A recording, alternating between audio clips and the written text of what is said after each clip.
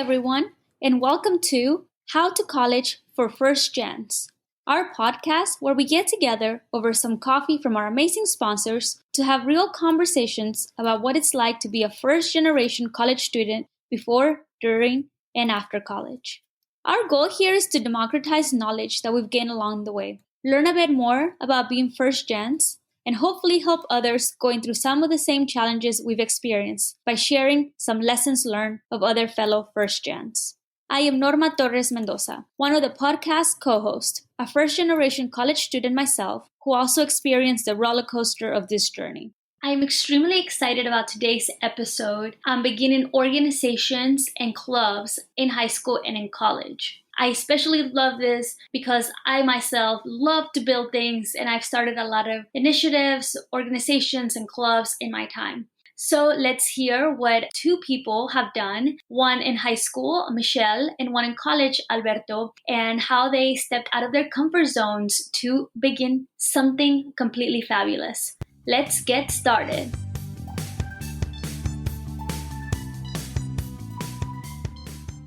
As always, we will begin with our high school phase. Today we have Andrea on the show from the Rio Grande Valley.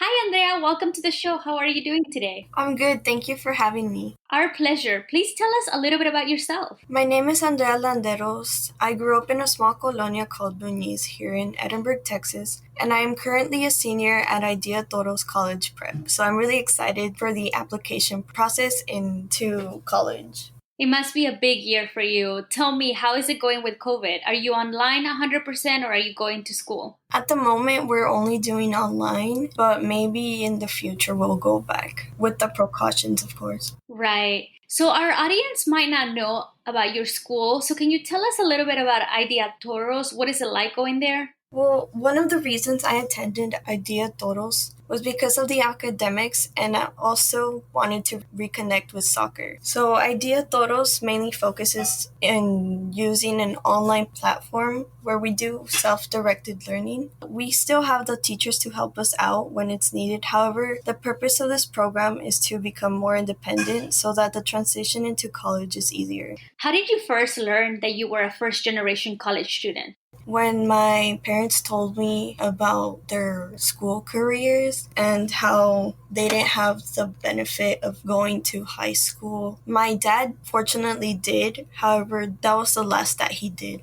No, yeah, I definitely remember the first time my mom sat me down and she told me that she was only able to complete up to the third grade, which to me seemed crazy because third grade is so small, right? But it turned out that that's all that she could in rural Mexico. So I learned from a very young age that I was also going to be the first one in my family to go to college. But tell me a little bit about your family. I think you have some older siblings, right? Yes, I have two older brothers. My eldest brother is named Uriel. He is an artist and he graduated from the University of Houston. The second oldest is Mike. He graduated from the University of Heidelberg and is currently in the Marines. And then I have an older sister that is going into her second semester in UTRGV. And then my two parents. So how does that make you feel now that you have some examples to follow in your family? The four of you are now first generation. Does that make you nervous, excited? Does it give you comfort because somebody else has been able to do it? Well, having them really helps during the application process. And I'm a bit nervous about it, but I think overall I'm really excited. I'm excited to face new challenges and meet new people and finding what I really love to do. And college will definitely help you do that, because you'll begin to ask yourself some good questions about what you like and you dislike. So we're going to talk a little bit about your high school here. Well, first, I want to ask you, do you see yourself as an innovator? Why or why not? I wouldn't see myself as an innovator, but I feel like I'm in the steps of becoming one. Everyone has parts where they need to grow in, and I think that I still need to work on myself. Sometimes I get nervous and it's hard for me to really speak myself, but I think that with creating clubs and being more open, that will slowly start to go away. And once I am able to be more open, that I will call myself an innovator. Oh, I see. I understand. So you think that there are some skills that you still have to learn to be able to call yourself an innovator.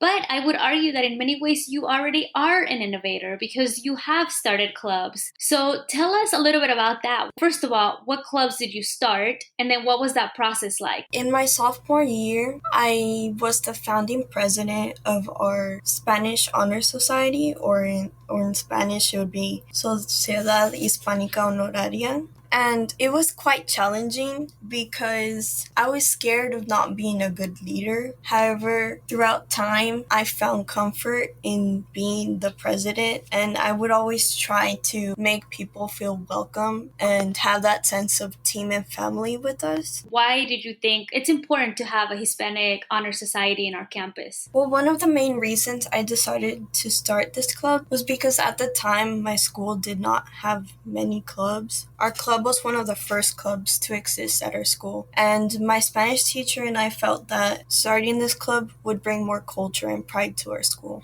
So just so our audience knows, your school is fairly new, right? When did it open its doors? I believe it opened in 2018. So because there weren't many clubs, that allowed the opportunity for you to begin this, but you could have started many things, right? You could have done a recycling club, you could have done an ice skating club. Why specifically a Hispanic Honor Society club? Well, having all mainly Hispanic or Latin Spanish speaking students, we felt that this would comfort the students and it would help us learn more about our culture and other Spanish speaking countries. And it was also because since we didn't have a permanent building at the time, we kept moving. Our school needed that school spirit, and we felt that with this, we could bring that school spirit. So, Andrea, what I'm hearing is really interesting because you are saying there was a gap that you were trying to fulfill. So, you were trying to build culture and community. And so, what events did you have via your club to be able to bring that community forward?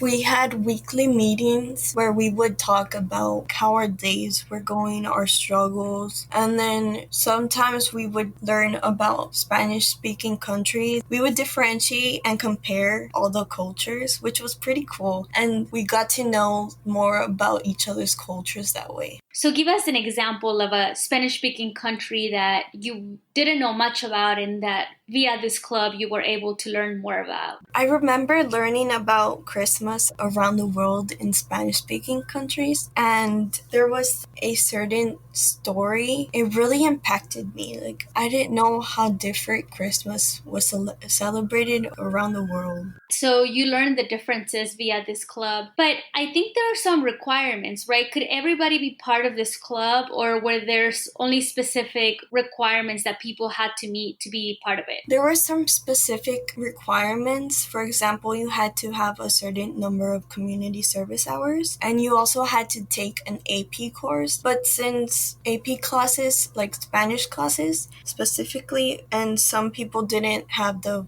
required amount of community service hours, we decided to create the Spanish Club, which would be more lenient about the requirements, and that way more students would be able to join and be a part of this club. I really like that because what you were saying is that there were some limitations, but you still wanted people to participate. So then you pivoted to do something that would allow access to more people. And so, Andrea, that is what an innovator does. An innovator realizes that, oh, wait a minute, maybe this is not fulfilling the need that I want, so I'm going to try something else. So let me ask you, who helped you create this now new Spanish club? I got a lot of help from my Spanish teacher and my parents. They were my support system. And the reason why my Spanish teacher is one of my support systems was because without her, I wouldn't be as confident as I am now in starting a club. And my parents would always be there for me. They would support me in everything. They would move their schedules in order for me to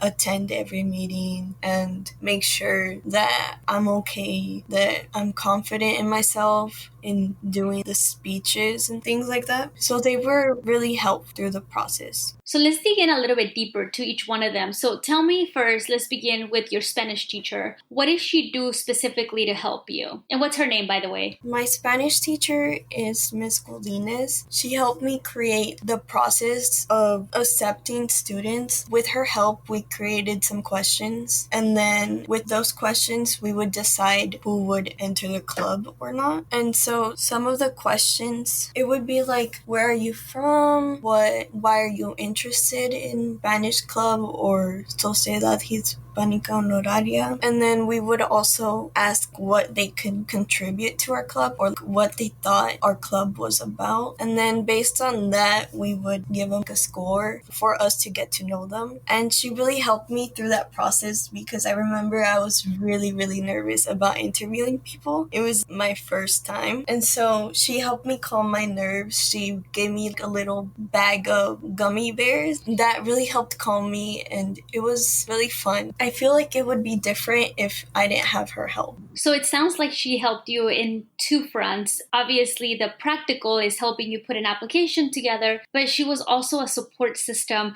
So what would she tell you when you felt really nervous to get up in front of a crowd and give a speech or do those interviews? She would tell me that it would be okay and that even if I messed up, that they wouldn't remember, because having this club, they would only remember the good parts, the good memories. And as long as I believed in myself, that this club, a place where everyone would feel comfortable and learn and engage. I really like that. Heads off to your teacher out there. So let's now talk a little bit more about your parents. So you mentioned that they changed their work hours to be able to pick you up. How else were they supportive in the process? Well, my dad, since he was mainly the one taking me or waiting after school until I got out. And my mom, she would always give me the courage when I felt scared of presenting the date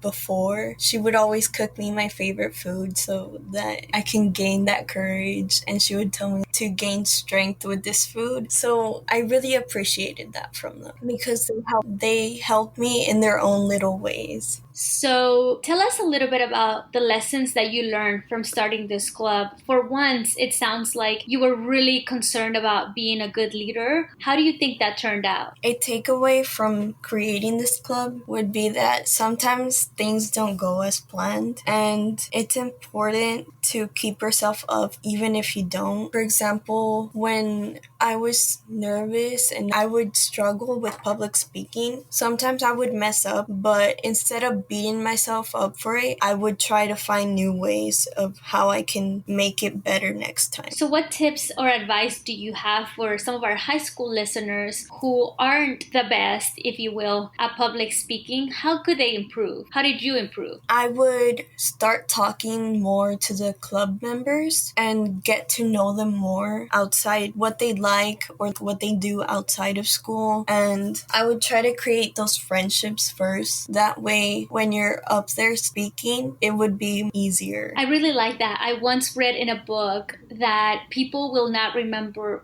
what you said to them, but people will always remember how you made them feel. So it sounds like you built those relationships and that's how you became more comfortable. Yeah, I would say so.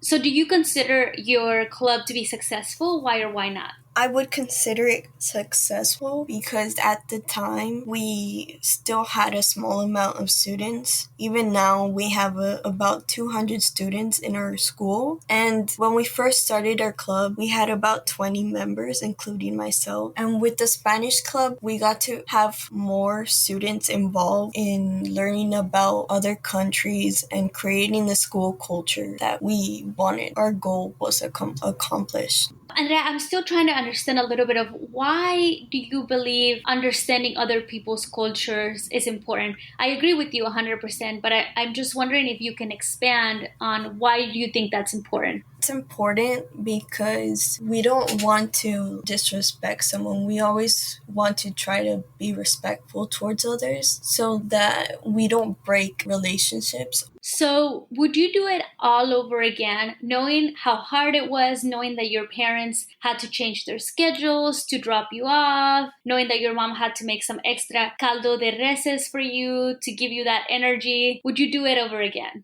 Of course, I would love to do it again because the experience, although it was difficult at times, it was really, really fun. And I was so happy to be a part of this and create all these friendships and create this space where people feel comfortable and are able to express themselves. So do you think in college you might start something different? And if so, what would you like to start next? If there isn't already a club like this in college, I would like to create a community service club because I really enjoy spending time with the community and helping them in any way I can. So you are about to graduate, I guess, in a couple of months. What is your dream school, first of all? One of my top choices right now is Rice and the University of Houston. Great. So you're going to leave your school. And do you think the Spanish club will continue to live without you? I believe now that we have a place to call home, that this club will start growing slowly but surely. So what are you going to do specifically to make sure that the club that you started and that you spend a lot of hours creating continues to live without you? One of the things I wanted to do was write a letter to the future president of encouragement because I think being president is a bit scary, but once you start the club this full semester and you overcome that first step, it's really, really fun. And I hope that the next president really enjoys it and is able to bring more people and enjoy with them. So how do you think we can encourage more innovators, more people to start clubs and organizations and maybe later on businesses? What do you think we as a society can do to encourage more of you? One of the first things that people have to get comfortable with is failure because there will be lots of failures, but with that comes more success. And I think that even if you do have mistakes, there will always be something to improve. You'll always be able to improve and grow as a person. So I think that ties it all together. We appreciate you so much for taking the time to chat with us. I am very excited for what your future holds. I think you are an innovator, and I think that you're going to create either more clubs or organizations or business in the future. Thank you, and thank you for having me. Wonderful. Well, until next time, Andrea.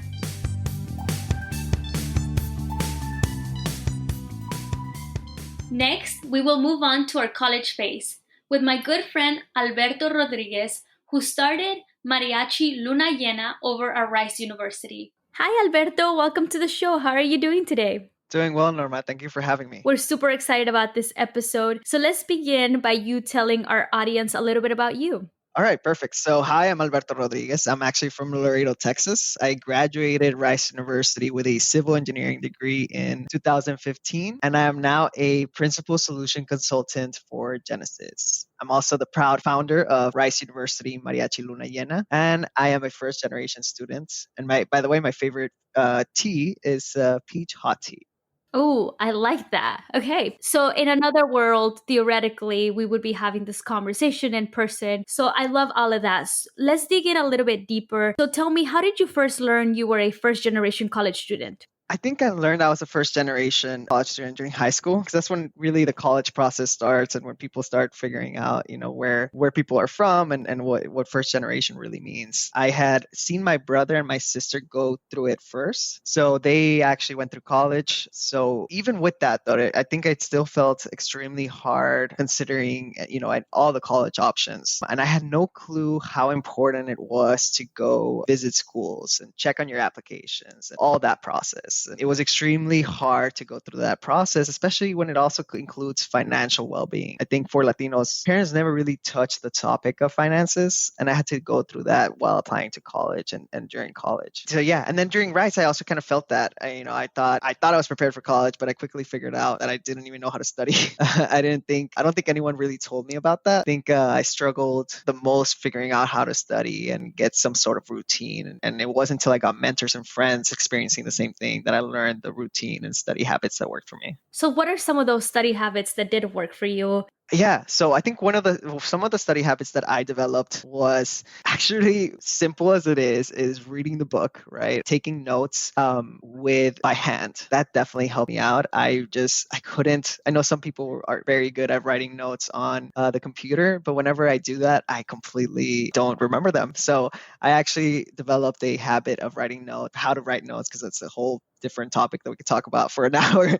That's definitely something that helped me go through the studying process and the college process. Yeah, and I think what you're mentioning here is knowing thyself and knowing what works for you. And I think you quickly learn that you must write it or else you'll forget it. Yeah, definitely. So tell me, how did you get to Rice?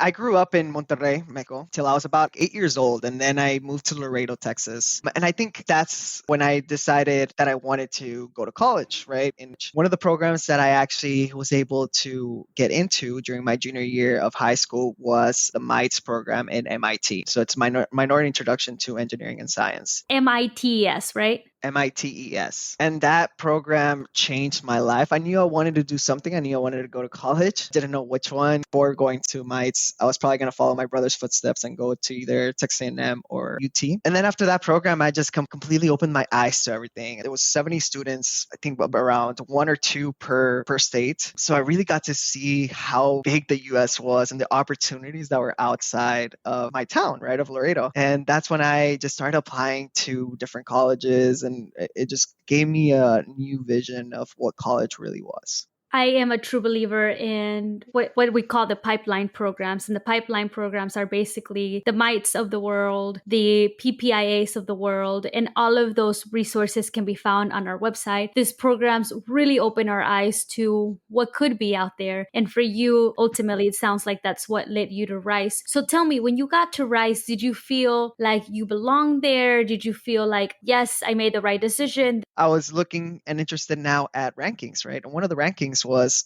Rice has the happiest students. And it was through that I really was convinced about going to Rice. And that leads me to getting there. And at first, it was difficult. I think, even though you're in Texas and you're in Houston and there's a big Latino portion of people, of demographics, it still was tough for me, especially leaving family, because it was my first time leaving my family. I had some organizations, but during freshman year, I was trying to focus so hard on school. And what I realized, Norma, was that you have to feel at home. You have to feel comfortable for you to do well in school as well. So the first year I was struggling, and then I joined ASER, which was the Hispanic Association of Culture Enrichment at Rice. And that gave me a sense of community. That gave me a sense of welcoming. And it's something that I definitely needed to succeed. So not only did I need to do well in school and study well, but I also needed to feel like I belonged there, right? And that club gave me that feeling. I really like what you're saying, Alberto, because on the one part, obviously, the academics is what you're there for. But on the other part, the social, cultural well-being really matters to a college experience. And I am wondering if that is where you got the genesis for beginning this mariachi, or at what point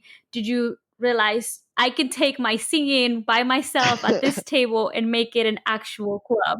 It's funny because that was one of the moments. So going back to where when I came to Laredo, Texas, and moved from Monterrey, my family really wanted to keep the Mexican culture alive. And my parents wanted us to speak Spanish at home. They never wanted us to forget where we came from. So a 10-year-old boy being dropped off at elementary with songs from Juan Gabriel or Rocío Dúrcal or Vicente Fernandez, loved it. I loved it. It was something that I was passionate about. And both of my parents' side were musically inclined, but my dad's side, he actually was in a band as well. And my uncles were in a band together, and they opened up for famous artists like Joan Sebastian, Leodan, Fito Olivares. So really big artist names. So yeah, it was always something that I just really enjoyed. And by the way, living in a border town, one of the programs that you have in public education is a mariachi program in middle school and high school. So they offered that. And my older brother was in mariachi, middle school and high school. And I loved it. I loved going to his performances. I felt like I was singing. I felt I was a little boy dancing and singing in their performances and in their competitions. I was just so proud of that culture, and I loved it. It was the music that I grew up with. So once I got to middle school, we're getting to Rice. Once I got to middle school, I myself was in mariachi.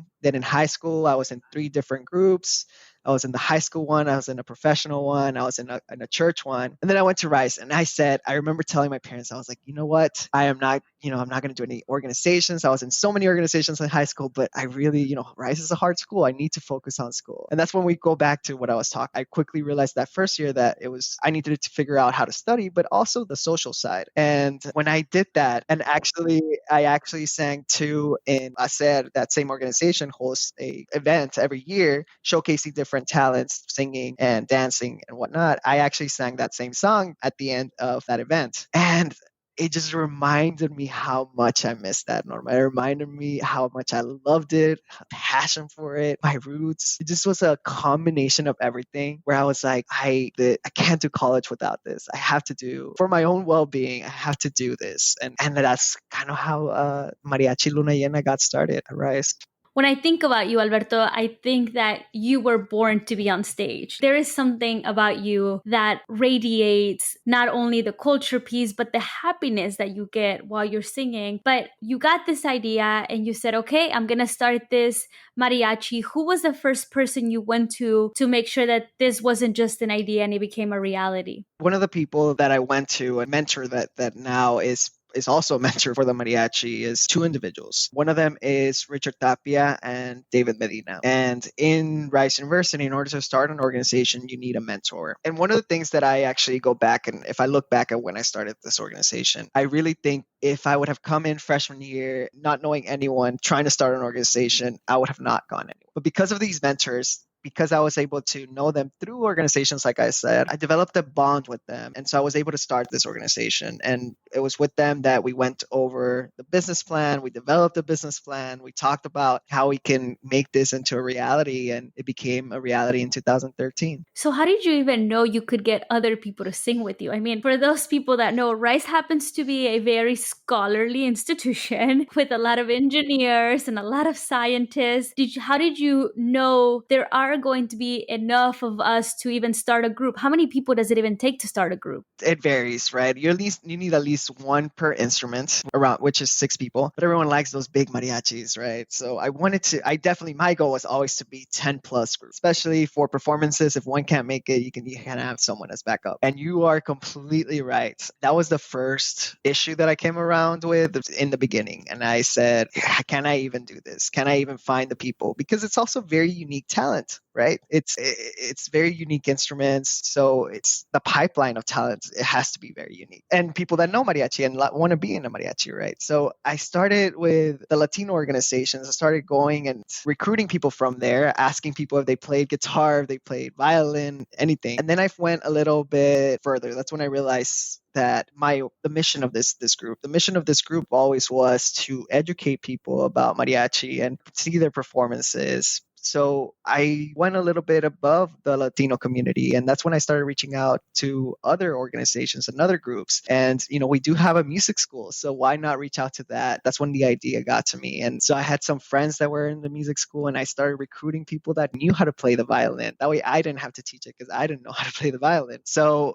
with my relationships with my friends, I was able to recruit other people from other organizations and develop this mariachi with the talent that I needed. When people look at the mariachi, just a physical look, it is a diverse group of people. And I am wondering what that process was like. What was it like teaching mariachi to someone who had never, ever heard mariachi before? That process was hard. One of the things that I relied on a lot was I knew that I loved mariachi music. I knew what it meant to me, but teaching it is something different. And Mario Bencomo, who is a graduate student, before I started this mariachi group, had done a presentation about mariachi, and he plays the trumpet and about the trumpet in his grad student class. And someone told me when I was voicing out that I was starting this mariachi, told me, hey, there's this grad student that done presentations about mariachi. And he really became this friend, mentor, colleague that helped me out start this mariachi because he brought the expertise of the background and the teaching side of it. And he was really able to become what he was. His title was musical director. So he became that musical director. So when we would bring people, he really taught mariachi. So what I'm hearing is you did some reflection and you realized that obviously you were lacking some skills. So you went and looked for somebody else who could complement those skills that you knew knew were needed to be successful, but that you obviously couldn't bring to the table. Exactly. So Rice is a really diverse school, and I just want to hear your thoughts on this. Why do you think there wasn't a mariachi before? And why do you think it took so many years after Rice being in the most diverse city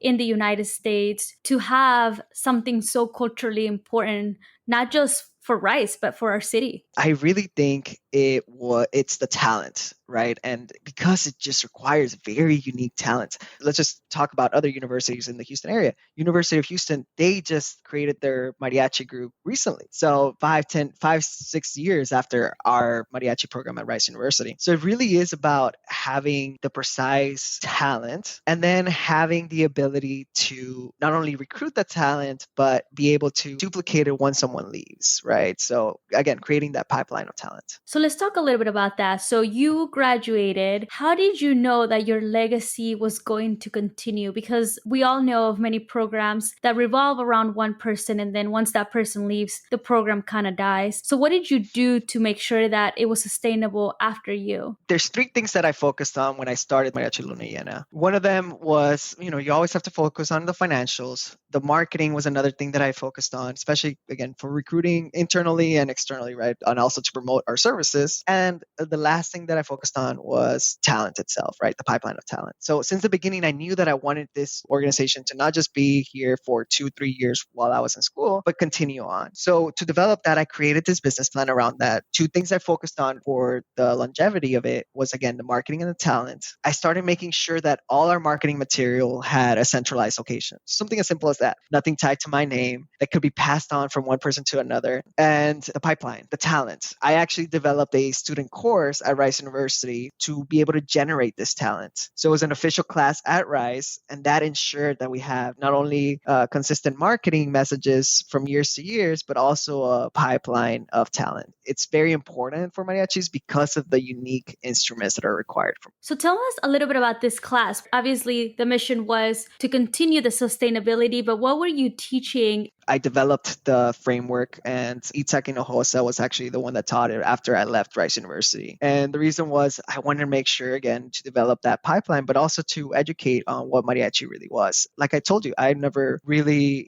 focused on that when I was doing the mariachi. I was focused on go, let's get our name out there. Then I had to step back. And when I started the group, I really wanted it to be a group to teach what mariachi is and what it means to everyone. So this class was not only able to teach the history of mariachi, but they also played music. So they were teaching the music of mariachi. And this eventually led to a pipeline of those people became members. Looking back now, do you think this initiative, organization, club, Mariachi Luna Llena, was a successful endeavor? I think it was a huge success, and Mariachi Luna Llena really has become a staple in the Houston community. We have performed in many events for people, including Tim Kaine when he was campaigning in 2016 for Hillary Clinton, Representative Sheila Jackson Lee. We opened up for Los Lobos, the band. The mariachi was able to perform the national anthem and the Houston Rockets with the Houston Astros. The mariachi even went to Peru to perform in a festival in Peru. So to me, that is what I wanted. That is what I wanted out of this mariachi, was just to continue that legacy and continue being a place where mariachi music was taught around the world.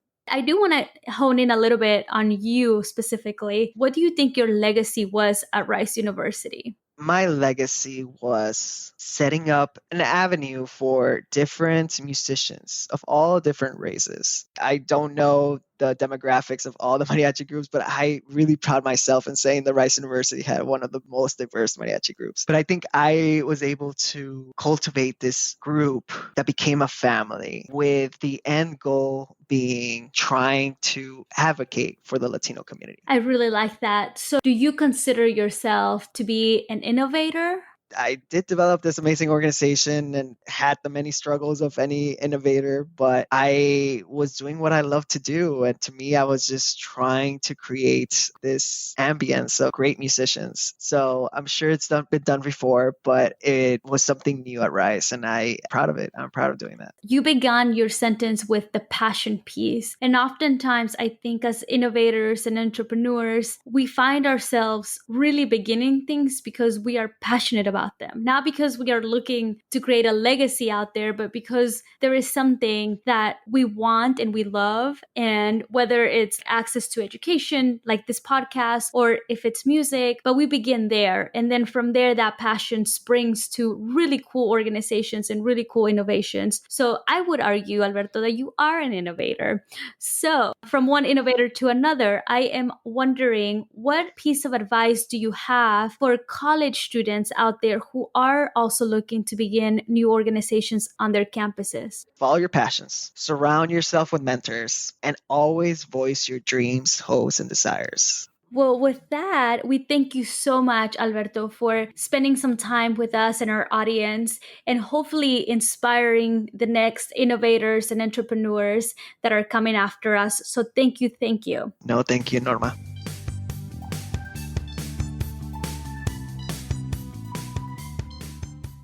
As you heard today, starting a new club or organization is not an easy task, but you will always be guaranteed that it will push you to your limits, it will get you out of your comfort zone, and it will help you create relationships that you never even dreamed of. In the case of Andrea, she started a Spanish club where she can come together with other friends and discuss different cultural identities of various Spanish-speaking countries. Although she is shy and she hates public speaking, this initiative has helped her to grow and become a better human being because of it. Next, we moved on to our college phase with Alberto, who started a mariachi over at Rice University. This mariachi gave many avenues for many different things. For example, it not only provided the Houston community with beautiful music, but it also gave presenters and musicians a space to learn and collaborate to create something beautiful. They both gave us some tricks and tips on how you might think about beginning your own club or your own organization. Don't be afraid. Take risks. Sometimes you will fail. That's just part of it. But you never know what might come out of it. You too might have a phenomenal club or a phenomenal organization that might connect people or cultures. Remember, you are not alone in this journey. Feel free to reach out to Andrea or Alberto if you want to hear more about how you can start your organization. Next up, we will be talking to two post-college phase first gens who started their own ventures. Stay tuned. Until next time.